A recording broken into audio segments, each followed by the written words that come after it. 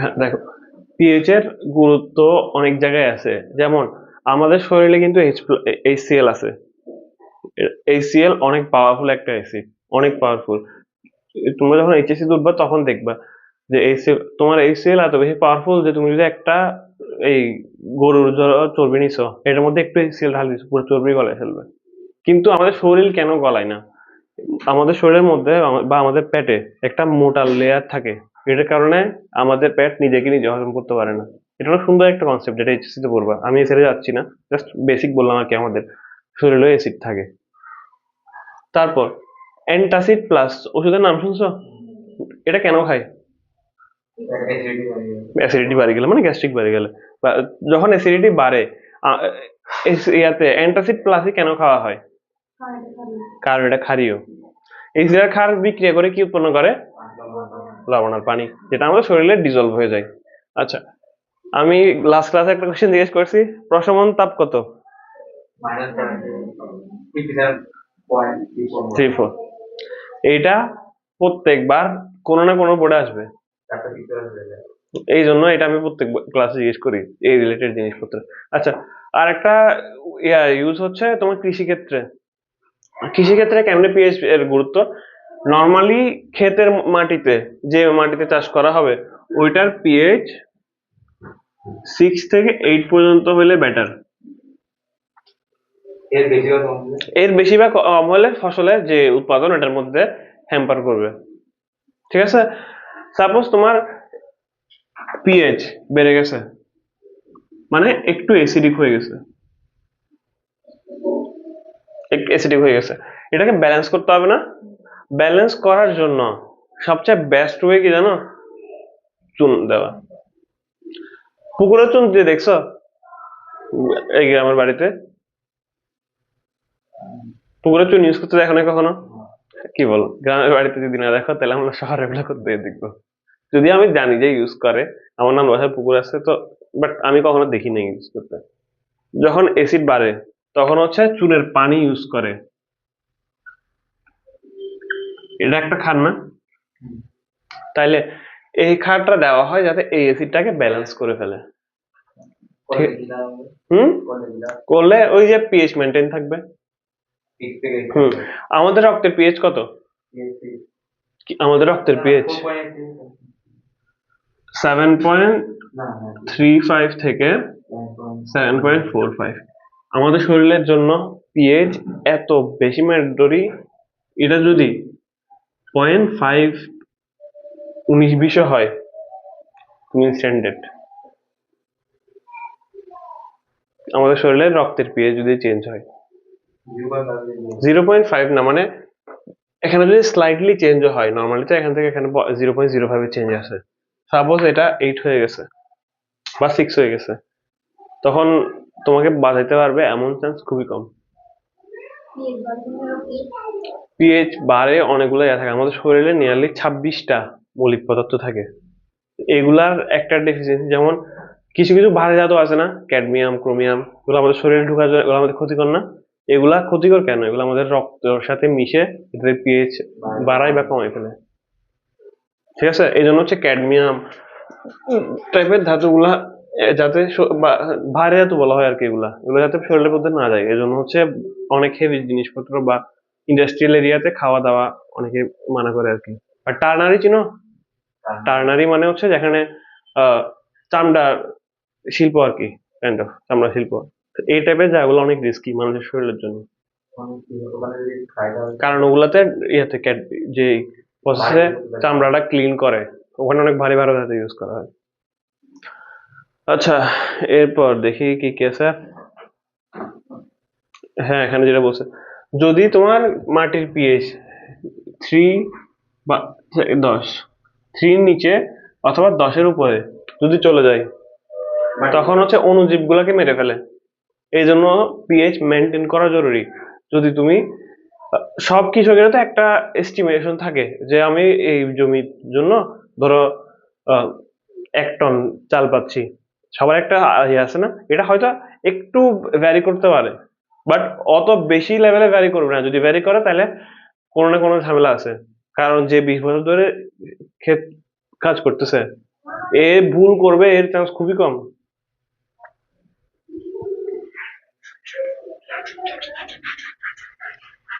আচ্ছা, আর কি আছে এখানে? তেমন কিছু নাই, বা জীবদেহের এটা তো বললাম।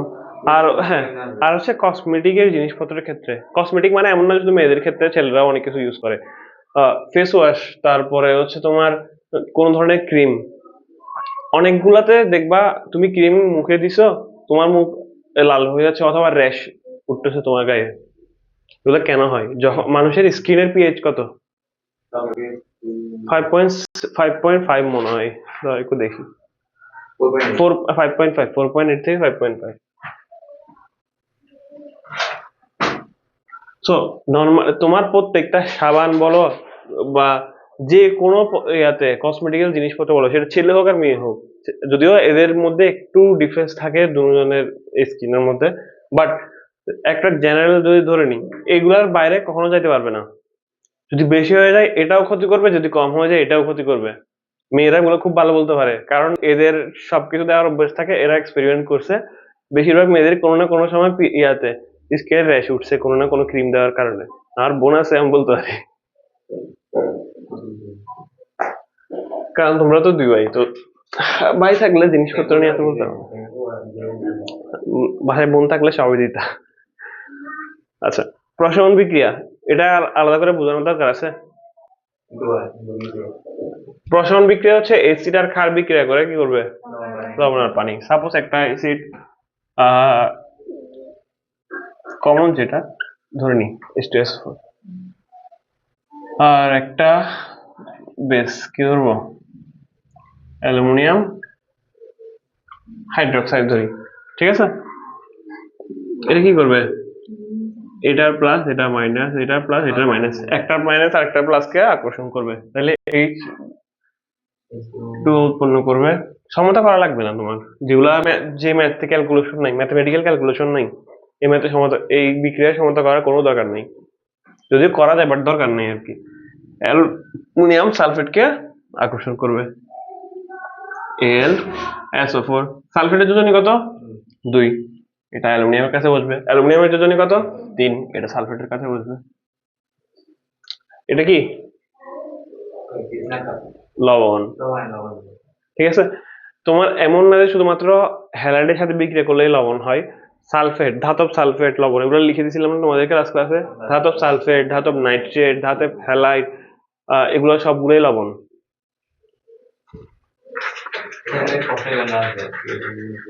প্রশ্ন আসবে হচ্ছে মেনলি অ্যাসিড বৃষ্টি, তারপরে ক্ষরতা, এই টাইপের জিনিসপত্র থেকে, থিওরি এখান থেকে।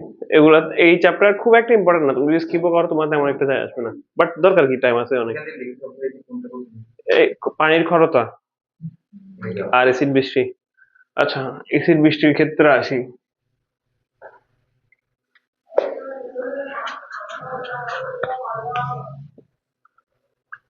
বইনি বর্ষে একটা, আরে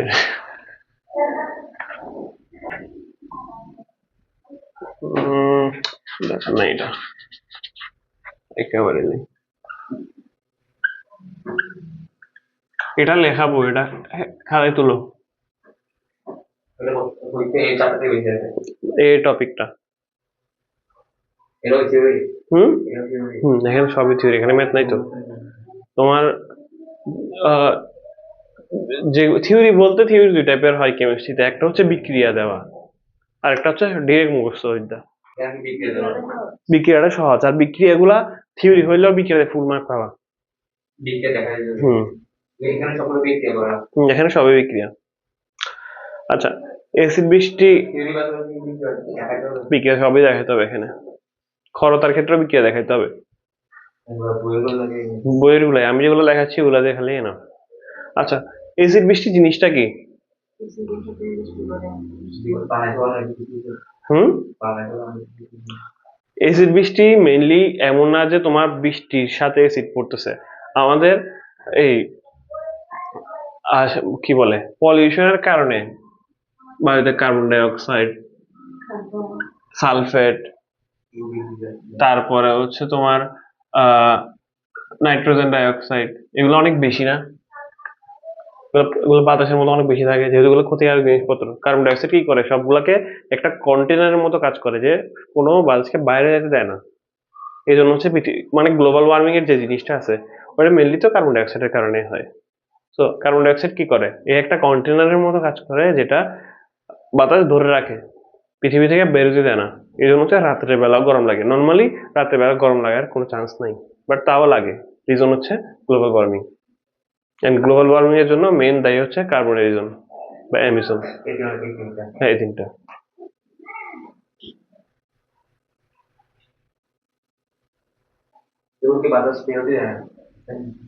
হ্যাঁ, না, এসিড বৃষ্টির কনসেপ্ট এটা না। এসিড বৃষ্টির কনসেপ্ট হচ্ছে নর্মালি যখন ইয়াতে বৃষ্টি পড়ে, এই গ্যাসগুলা বায়ুতে উপস্থিত থাকে না?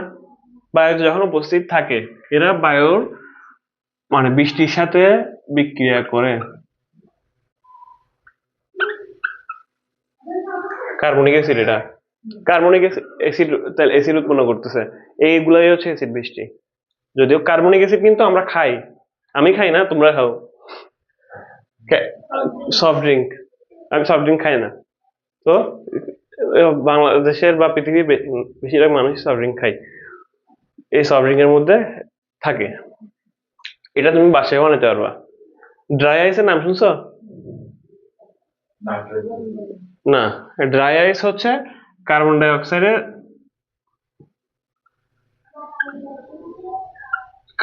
সলিড ফর্ম, বরফের টুকরার মতো দেখা যায়, এজন্য এটাকে ড্রাই আইস বলে। এটা বরফ থেকেও বেশি সাদা। পানিতে দিয়ে দিবা, যদি এটা খাওয়া মানে খাইলে ওই খাওয়া উচিত না, বাট খাইলে খুব একটা ক্ষতি হবে না। বাসায় গিয়ে দেখবা ড্রাই আইস, মানে সুন্দর লাগে দেখতে। পানিতে ঢাললে পুরা রুম দেখবা ধোঁয়া ধোঁয়া হয়ে গেছে।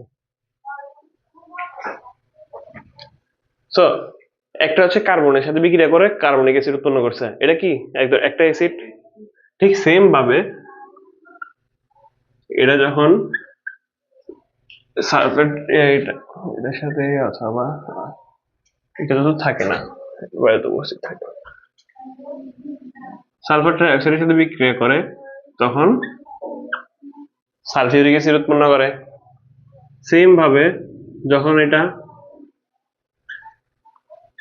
এর সাথে বিক্রিয়া করে, তখন নাইট্রিক অ্যাসিড উৎপন্ন করে।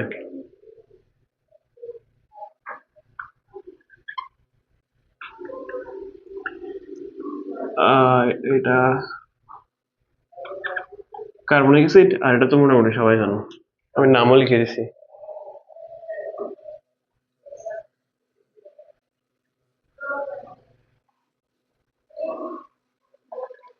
সো এগুলা হচ্ছে বৃষ্টির পানির সাথে বিক্রিয়া করে, এরা নিজেরাই বৃষ্টি হিসেবে পড়ে। এগুলাকে হচ্ছে একসাথে এসিড বৃষ্টি বলে। হুম, না, সব অঞ্চলে তো তিনটা একই পরিমাণে থাকে না। অনেক জায়গায় কার্বন ডাই অক্সাইড বেশি থাকতেছে, ওইটা মিক্স হচ্ছে। অনেক জায়গায় সালফার ডাই অক্সাইড বেশি থাকতেছে, ওইটা মিক্স হয়ে সালফিউরিক অ্যাসিড উৎপন্ন করতেছে। বাট এগুলা এমন না যে রিয়েল অ্যাসিডের মতো অত বেশি গাঢ় হয় না, বা অত বেশি রিয়েক্টিভ হয় না। গায়ে পড়লে খুব মানে ওই লেভেলের স্কিন ডিজিজ টাইপের কিছু হবে না আর কি।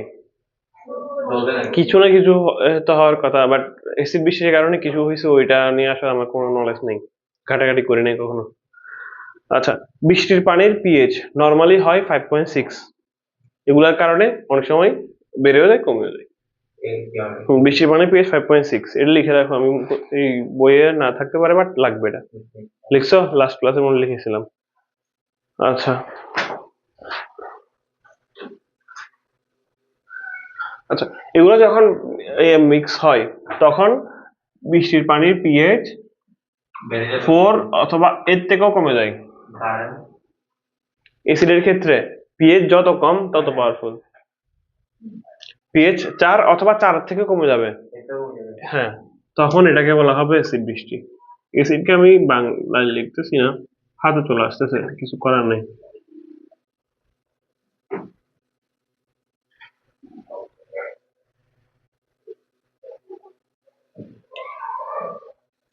ঠিক আছে, অ্যাসিড বৃষ্টির কনসেপ্ট বুঝছো?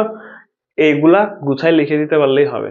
আর এক্সট্রা কিছু লিখতে হবে না, যে পানিতে আমার বায়ুতে carbon die oxide, sulphur die oxide, nitrogen die অক্সাইডের উপস্থিতির কারণে ডিপেন্ড করে তোমরা কত ঘুষে। হ্যাঁ, তখন ওইটা তিনটা বিক্রিয়া দিবা। সাপোজ তোমাকে এই বিক্রিয়াটা দিয়ে দিছে, বলছে যে এটা পরিবেশের কি ক্ষতি করে, তুমি তো বুঝতেছো যে এটা পানির সাথে বিক্রিয়া করে অ্যাসিড উৎপন্ন করতেছে, বিক্রিয়া ফুল দিয়ে দিবে অ্যাসিড বেশি ক্ষেত্রে, কারণ তুমি বিক্রিয়া যদি ফুল নাও দেয় এতটুকু দিয়ে দিবে, এটা লিখতে পারবো না।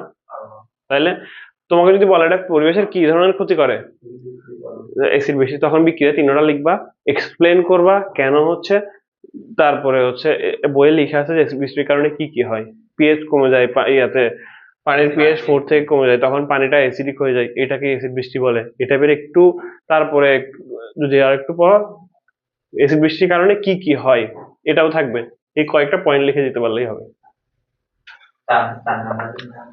4 অথবা 3 নাম্বার তো আমার এক্সাক্ট মনে নাই যেটা কত নাম্বারের জন্য আসবে। যখন গাইড প্র্যাকটিস করব অথবা টেস্ট পেপার প্র্যাকটিস করব তখন দেখাই দিব। যখন তুমি বই পড়তো তখন নাম্বারিংটা না করাই বেটার, যে কোনটা কত নাম্বারের জন্য আসবে। আচ্ছা, পানির ক্ষরতা, পানির ক্ষরতা মানে হচ্ছে হার্ডনেস অফ ওয়াটার বলা হয় আর কি এটাকে। এরা এখনের লাইফে সবচেয়ে ইম্পর্টেন্ট একটা জিনিস। ক্ষরতা মানে হচ্ছে তুমি যদি পানিতে ওয়াশরুমে পানিতে যদি যাই, সাবানটা হাতের ডলো, এটা যখন পানিতে হাতটা ধোয়া তখন বাবল সৃষ্টি হবে কি হবে না, বাবল বেরোবে। কিন্তু তোমার এই পানিগুলোর মধ্যে যদি ধাতু মিক্স করা থাকে, ধাতু বলতে নর্মালি ফেরাম থাকে, ম্যাগনেসিয়াম থাকে, আর হচ্ছে ক্যালসিয়াম থাকে, এগুলো যদি মিক্স করা থাকে মানে এগুলোর লবণ থাকে আর কি, তখন ওই পানির মধ্যে আর ফেনা উৎপন্ন হয় না। তুমি সাবান দাও অথবা হুইল পাউডার টাইপের যে ডিটারজেন্ট দাও, ফেনা উৎপন্ন হবে না, এটাকেই বলা হচ্ছে ক্ষরতা, ক্ষতিকর। যে পানির মধ্যে ধাতু থাকবে, ফিল্টারে যদি অ্যাড কখনো খেয়াল করো ভালো করে, ওরা বারবার একটা জিনিসের মধ্যে খেয়াল করে, ইয়াতে এমফাসাইজ করে, এটা হচ্ছে তোমার পানিতে মধ্যে আয়রন, পানিতে আয়রন, এটা তো শুনে নাই আমার মানুষজন কম, অন্তত এই বয়সে তো তোমাদের এটা শোনার কথা। পানিতে আয়রন ধাতু না, এটা একটা, এটা কি করে শরীরের ভেতরে যায়, যাওয়ার সাথে সাথে এটা জমতে থাকে, জমতে থাকে, হ্যাঁ, তো কিডনিতে জমে, এটা কিডনি পাথর, হ্যাঁ পিত্তে পাথর টাইপের রোগ সৃষ্টি করে এগুলো। অথবা অনেক ক্ষেত্রে সিভিয়ার হলে কিডনি ড্যামেজ করে ফেলে, কিডনি যদি একটা ড্যামেজ হয়ে যায় বাকিটা বাই ডিফল্ট ড্যামেজ হয়ে যাবে।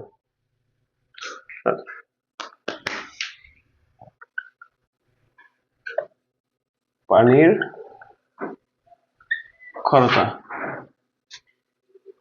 পানির ক্ষরতা কনসেপ্টটা তো বুঝছো। এখানের মধ্যে আমার ফেরাম, ম্যাগনেসিয়াম, ক্যালসিয়াম, এগুলো লবণ থাকবে। লবণ থাকে 2 ধরনের, এগুলো আমি যখন পড়াচ্ছি টাইপ পড়াবো তখন দেখাবো। লবণ থাকবে পানিতে, ফেনা হবে না।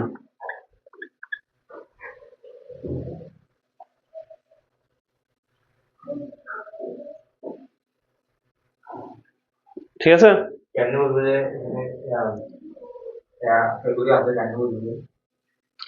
তুমি যখন দেখবা যে পানির মধ্যে ফেনা হচ্ছে না, তাহলে বুঝতে হবে যে এই পানিটা খর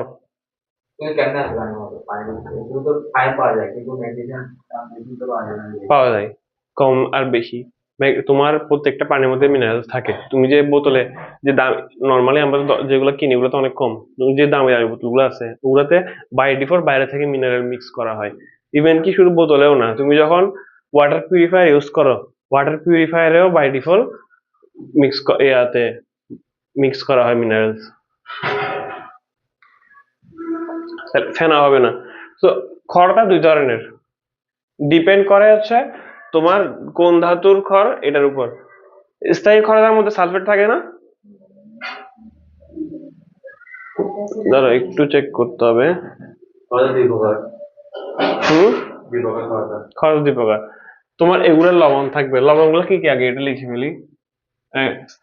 একটা হচ্ছে তোমার সালফেট লবণ থাকতে পারে, ক্লোরাইড লবণ থাকতে পারে, তারপরে হচ্ছে কার্বনেট থাকতে পারে, বাইকার্বনেটও থাকতে পারে, এগুলোর মধ্যে এগুলাই থাকে। এগুলোর লবণ থাকে আর কি।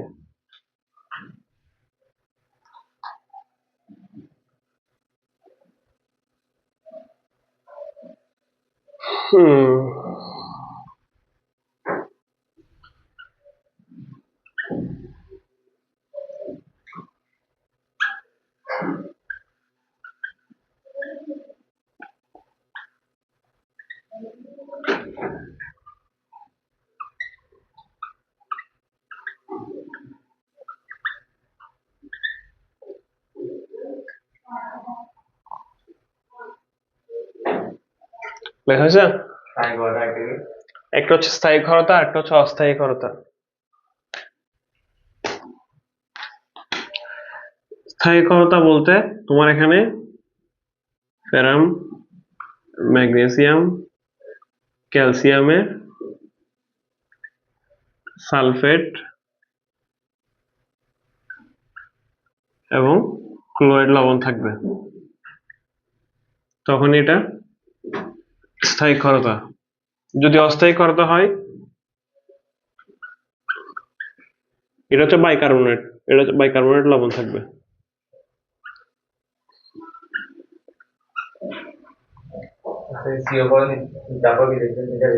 এটা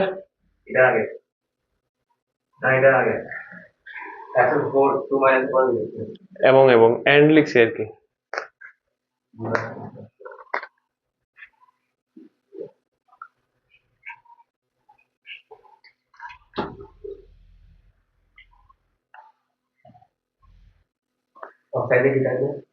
অস্থায়ীতে শুধুমাত্র এটা হচ্ছে বাইকার্বনেট লবণ, বাইকার্বনেট।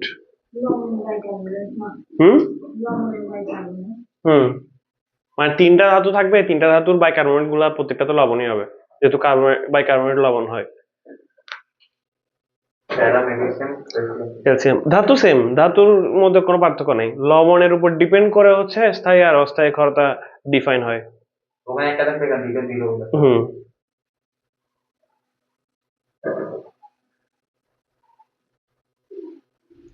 তোমার ধাতুর বাইকার্বনেট লবণ যে ক্ষারতা সৃষ্টি করে এটা হচ্ছে অস্থায়ী ক্ষারতা, তারপর হচ্ছে সালফেট আর ক্লোরিন আয়ন যে ক্ষারতা সৃষ্টি করে এটা হচ্ছে স্থায়ী ক্ষারতা। আচ্ছা, ডেফিনেশন বুঝছি। এখন কাকে বলে এটা তো বলতে পারবো, যে স্থায়ী ক্ষারতা কি অস্থায়ী ক্ষারতা কি বলতে পারবো না। এখন মেন কনসেপ্ট যে কেমনে স্থায়ী ক্ষারতা আর অস্থায়ী ক্ষারতা দূর করব। আমি এখানে চার্টাই দেখাই দিব। অস্থায়ী ক্ষারতা দূর করার একদম সহজ একটা ওয়ে, কিছুই না, পানি বয়েল করে খাওয়া, ফুটাই খাওয়া। ফুটাই পানি খেলে কি হয়, সাপোজ একটা এক্সাম্পল নিই।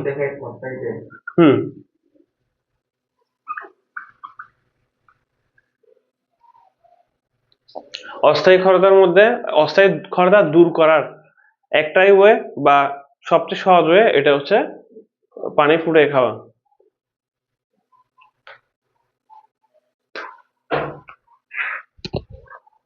একটা এক্সাম্পল নিছি ক্যালসিয়াম লবণের, এটাকে ভাঙবো, calcium carbonate, carbon die oxide আর পানি, যে কোনো, হ্যাঁ HCO3, হ্যাঁ কার্বন ডাই অক্সাইড বাতাসে উড়ে যাবে। কার্বনেট যদি কখনো খেয়াল করো পানি ফুটাইলে নিচের দিকে কিন্তু কিছু লেগে থাকে, এগুলো হচ্ছে কার্বনেট লবণ। হ্যাঁ অধঃক্ষেপণ বিক্রিয়া, তারপরে পানিটা থেকে যায়। এই জন্য হচ্ছে পানি ফুটানোর পরে একবার থাকতে হয়, সবার বাসায় থাকে যদি ভালো করে খেয়াল করে।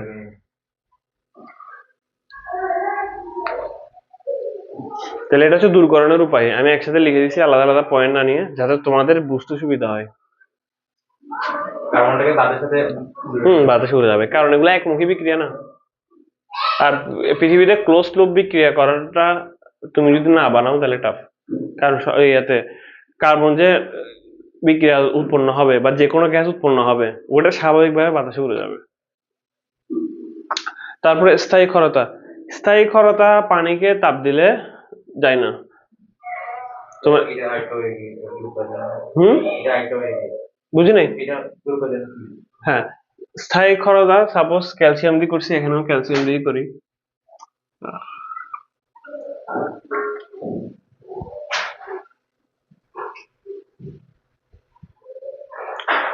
তুমি যদি স্থায়ী ক্ষারতার মধ্যে ইয়াতে সোডিয়াম কার্বনেট যোগ করো,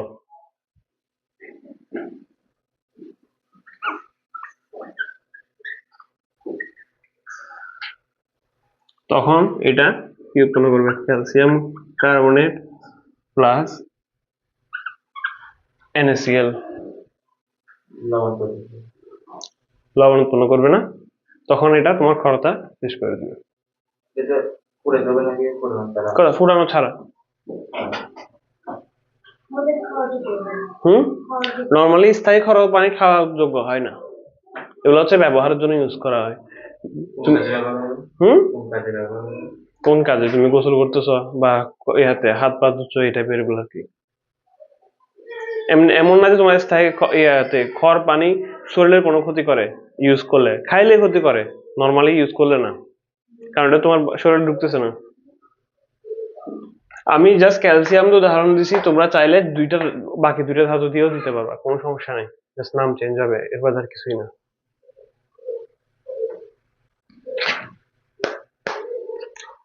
এখানে আর কিছু টপিক আছে, পানি দূষণ আর দূষণ, এগুলা তোমাদের কাজ, বিওডি সিওডি, তারপর কোরিনেশন। আচ্ছা, আরেকটা টপিক আছে, হ্যাঁ এটা যোগ করতে হবে, যোগ করলে ক্ষারতা দূর হবে, এটা বাইরে থেকে যোগ করবো, তাই স্থায়ী ক্ষারতা দূর করার জন্য।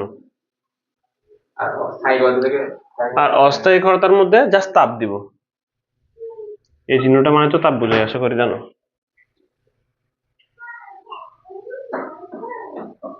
এতটুকু ঠিক আছে? বাকি যেগুলো আছে এগুলো তোমরা নিজেরা পড়বা, আমি জাস্ট আরেকটা টপিক মুখে বলে দিচ্ছি, খুব বেশি ঝামেলা নেই এটা।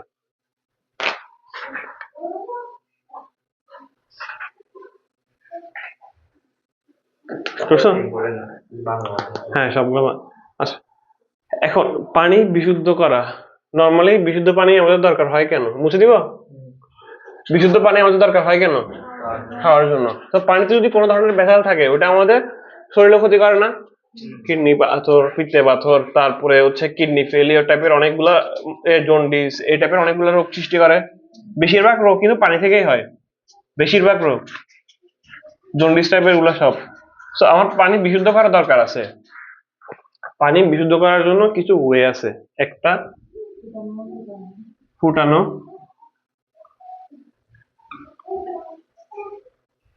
আর ফুটানো তো বলতে পারি জাস্ট বয়েল করা, আর হচ্ছে থিতানো,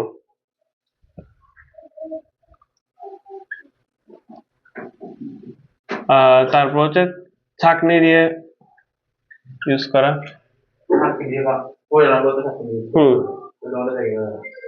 বাট অনেকে ছাঁকনি ইউজ করে না। আর আরেকটা ক্লোরিনেশন,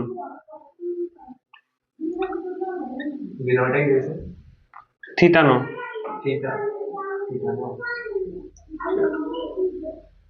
থিতানো মানে ফিটকিরি ইউজ করতে দেখছো পানিতে? নাম শুনছো ফিটকিরির? ফিটকিরি পানি বিশুদ্ধ করার জন্য ইউজ করা হয়, জাস্ট তুমি পানিতে ফিটকিরি দিয়ে রাখলে হবে, ময়লাগুলো নিচে জমে যায়। বইয়ে আছে তো, লাস্টে উল্টাও না, লাস্ট পেজ উল্টাও।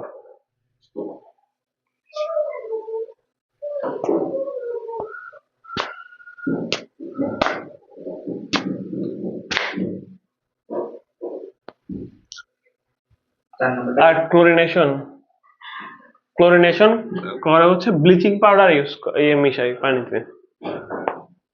কুরবানে যদি বের হও তখন দেখবা বিকালের দিকে সব জায়গায় ব্লিচিং পাউডার ইউজ করতেছে জীবাণুনাশকের জন্য, সেম জিনিস পানিতে ইউজ করে। সব বিশুদ্ধ করার জন্য, বিশুদ্ধ সব পানি কি আমরা খাইতে পারি নাকি? তাহলে অনেকে দেখবা কাঁচা পানিও খায়, কাঁচা পানি বলতে ইন দ্য সেন্স যে কোন জায়গা থেকে আনছে ডিরেক্ট খেয়ে ফেলে, অথবা আমরা মিনারেল ওয়াটার যেগুলো খাই ওগুলো তো আমরা ডিরেক্ট খাই, যদিও ওগুলো অনেক প্রসেস করে আসে। আচ্ছা, ক্লোরিনেশন ব্লিচিং পাউডার ইউজ করা হয়, ব্লিচিং পাউডারের সংকেত হচ্ছে Ca CaOClCl, CaOClCl, ক্যালসিয়াম কলমের কালি, এরপর মার্কারের কালি ভালো করে নাই শুকিয়ে গেছে গা। তাহলে আজকের জন্য এতটুক, সেটা করে দাও।